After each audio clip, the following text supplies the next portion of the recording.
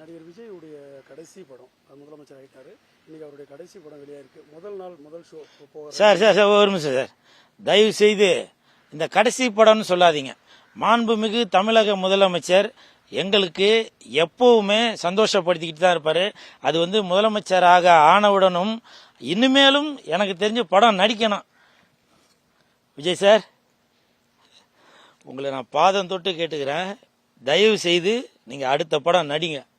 At least வருஷத்துக்கு ஒரு படம், இல்ல 2 வருஷத்துக்காச்சும் ஒரு படம் நடிங்க. ஏன்னா எப்படி தீபாவளியும் பொங்கலும் வருகிறதோ அப்ப நாங்க எப்படி ஒரு சந்தோஷப்படுவோமோ அதே மாதிரி தான் இன்னைக்கு இந்த ஜனநாயகன் படம் ரிலீஸ் ஆகிறப்போ நாங்க சந்தோஷப்பட்டு இருக்கோம். காரணம், அந்த கடவுளே நேரில் பார்த்த மாதிரி. என் தாய் தந்தையை விட விஜய் சார் மேலதான் எங்களுக்கு அன்பு அதிகம் அப்படின்ற ஒரு எண்ணத்துல தான் இன்னைக்கு நாங்க தியேட்டர்ல கோலாகலமாக இருந்தோம்.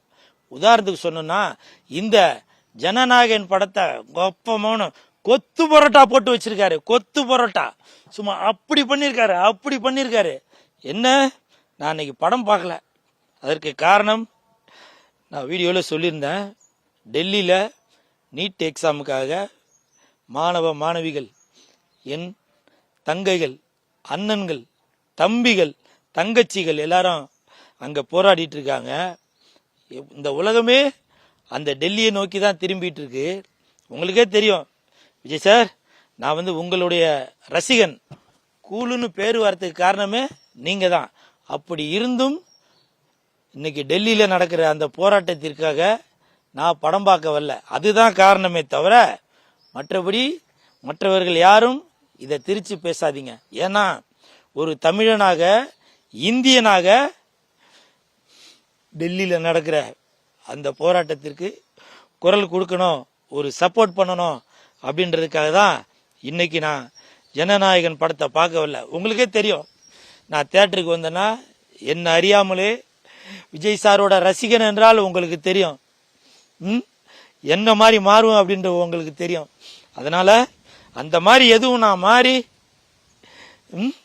அந்த டெல்லியில நடக்கிற போராட்டத்தை எதுவும் திசை திருப்ப வேண்டாம் என்ற ஒரே நோக்கத்திற்காக நான் இன்னைக்கு படம் பார்க்கவில்லை. ஆனால் கண்டிப்பாக நாளையோ அல்லது நாளை மறுநாளோ ஜனநாயகன் படத்தை பார்ப்பேன்.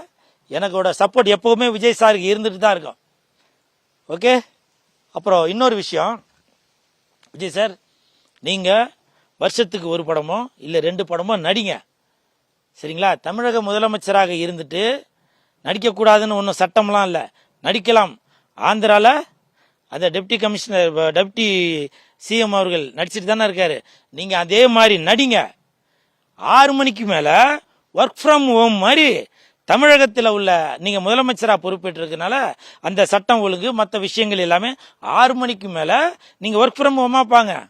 பகல்ல நம்ம அமைச்சர்கள் இருக்காங்க, புஷி ஆனந்த் சார் இருக்காரு, ராஜ்மோகன் சார் இருக்காரு, ஆதவ் அர்ஜுனா சார் இருக்காரு, செங்கோட்டையன் சார் இருக்காரு, எனது நண்பர் இயக்குனர், நடிகர், மீன்வளத்துறை அமைச்சர் ஸ்ரீநாத் சார் இருக்காரு.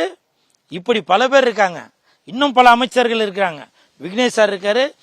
அவங்க எல்லாருமே தமிழகத்தை சீரும் சிறப்புமா பார்த்துப்பாங்க. அதனால முதலமைச்சர் மாண்புமிகு விஜய் சார், நீங்க வருஷத்துக்கு ஒரு படம் நடிங்க. 6 மாசத்துக்கு மேல நீங்க ஒர்க் ஃப்ரம் ஹோம் பண்ணுங்க, சரிங்களா? 6 மணிக்கு மேல ஒர்க் ஃப்ரம் ஹோம் பண்ணுங்க. ஓகே. உங்களுக்கு சப்போர்ட்டாக தமிழகத்தில் உள்ள அனைத்து தொண்டர்களும், ரசிகர்களும், பொதுமக்களும் உங்களுக்கு சப்போர்ட்டாக இருப்பான். எப்பவுமே நீங்க தான் சார் முதலமைச்சர். நீங்க தயவு செஞ்சு வருஷத்துக்கு ஒரு படம் இல்ல 2 வருஷத்துக்கு ஒரு படம் நடிச்சுட்டே இருங்க.